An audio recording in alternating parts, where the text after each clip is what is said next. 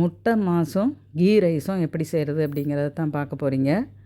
இந்த ரெண்டும் சேர்ந்த காம்பினேஷன் சாப்பிட்றதுக்கு ரொம்பவே நல்லாயிருக்கும். முதல்ல முட்டை மாஸுக்கு என்னென்ன தேவைன்னு பார்க்கலாம். சின்ன வெங்காயம், பெரிய வெங்காயம், பச்சை மிளகாய், கருவேப்பிலை, தக்காளி, இஞ்சி, பூண்டு, 4 முட்டை இவ்வளோ எடுத்துருக்கிறேன். முட்டையை வேக வச்சு எடுத்து வச்சுக்கோங்க. இப்போ ஒரு பாத்திரத்தில் எண்ணெய் விட்டு 1 டீஸ்பூன் அளவுக்கு சோம்புத்தூள், அதே அளவுக்கு ஜீரகத்தூள் போட்டுட்டு இந்த சின்ன வெங்காயத்தை போட்டு முதல்ல நல்லா வதக்கிக்கணும். இந்த சின்ன வெங்காயம் போட்டிங்கன்னா தான் இந்த முட்டை மாஸ் டேஸ்ட்டு நல்லாயிருக்கும். சில டிஷ்ஷுக்கெல்லாம் சின்ன வெங்காயத்தோட வதக்கி போடும்போது அது டேஸ்ட் ரொம்பவே நல்லாயிருக்கும். அது மாதிரி இதுக்கு சின்ன வெங்காயம் அது நல்லா வதங்கின உடனே இந்த பெரிய வெங்காயத்தையும் பச்சை மிளகாயையும் போட்டு அதையும் சேர்த்து நல்லா வதக்கிக்கோங்க. இது நல்லா வதங்கி வந்ததுக்கப்புறமா இது கூடயே இந்த இஞ்சி பூண்டையும் இப்போயே சேர்த்துக்கோங்க. எல்லாம் சேர்ந்து வதங்கின உடனே இந்த தக்காளி, நீங்கள் சின்னதாக இருந்தால் 2 தக்காளி போட்டுக்கோங்க, பெருசு இருந்தால் ஒரே ஒரு தக்காளி போதும். நல்லா பழுத்ததாக போட்டு அதையும் நல்லா வதக்கி விடணும். எல்லாம் வெந்து நல்லா குழஞ்சி வரணும், அந்த அளவுக்கு வதக்கணும். இப்போ தேவையான அளவு உப்பை சேர்த்துக்கோங்க. கொஞ்சம் நேரம் மூடி வச்சிங்க அப்படின்னு சொன்னால் அதுலேயே அது நல்லா வதங்கி வந்துடும். நல்லா குழைவாக வேகிற வரைக்கும் வச்சுட்டு அதில் 2 டீஸ்பூன் அளவு குழம்பு மல்லித்தூள் சேர்த்துக்கோங்க. நீங்கள் போடுற வெங்காயம் தக்காளிக்கு தகுந்த மாதிரி இந்த குழம்பு மல்லித்தூளை கூட போட்டுக்கலாம் அல்லது குறைச்சி போட்டுக்கலாம். இது மாதிரி நல்லா வதக்கி விட்டுட்டு இதில் ஒரு 1/4 டம்ளருக்கும் குறைவான அளவு தண்ணி ஊற்றிக்கோங்க. ஏன்னா எல்லாம் நல்லா கலந்து வரணும், அப்போ தான் இந்த டேஸ்ட் நல்லாயிருக்கும்.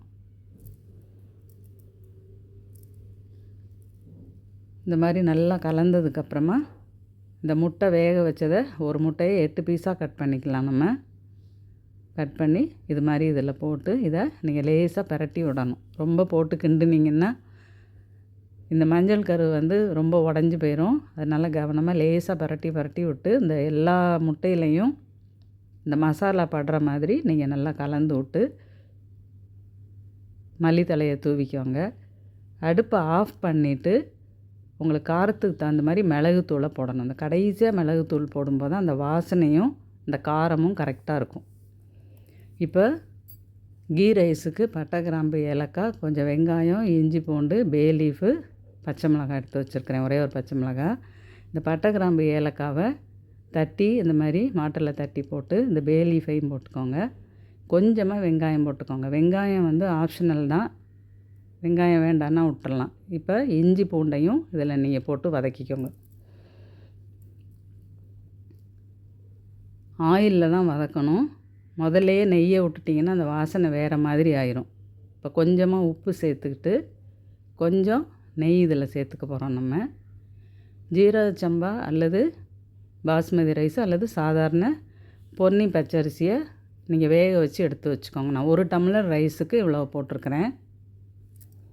இப்போ இந்த ரைஸை அதில் கலந்துக்கோங்க. வேக வச்ச ரைஸை அதில் கலந்துட்டு திரும்பவும் 1 டீஸ்பூன் நெய் போட்டுக்கோங்க. நெய் நமக்கு தேவைக்கு தகுந்த மாதிரி நீங்கள் போட்டுக்கலாம். இது மாதிரி ரைஸை லேசாக கலந்து பரட்டி விடணும்.